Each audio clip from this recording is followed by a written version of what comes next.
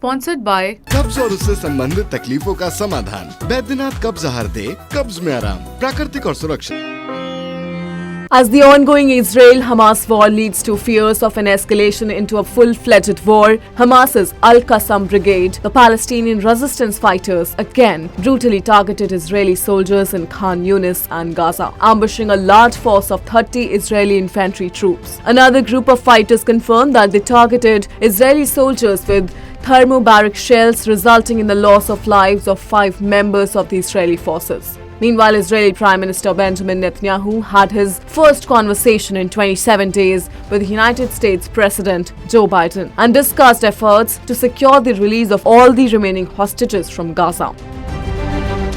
Drawing everyone's attention to the ongoing violence, Bharat's External Affairs Minister Shankar gave a sustainable solution to the violence in Gaza during the NAM summit in Uganda, where many leaders have been condemning Israel for their actions in Gaza. External Affairs Minister Shankar urged the leaders to prevent the spread of violence to other parts of West Asia. He added that understandably the Gaza conflict is uppermost in everyone's mind, hence the humanitarian crisis requires a sustainable solution to provide immediate relief to the ones affected. Jaishankar made it clear that terrorism and hostage-taking must be considered unacceptable.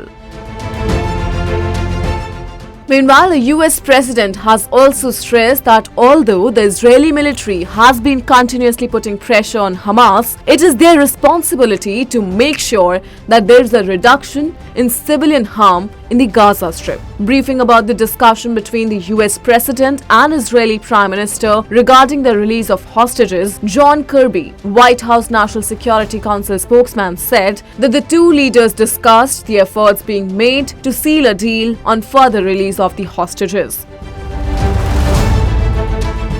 During the conversation, Biden brought up the matter of hundreds of millions of dollars in tax revenues that Israel has been withholding from the Palestinian Authority. This issue for long infuriated the US as the money that has been withheld by Israel goes towards funding the salaries of security forces with whom Israel cooperates to combat terror in the West Bank.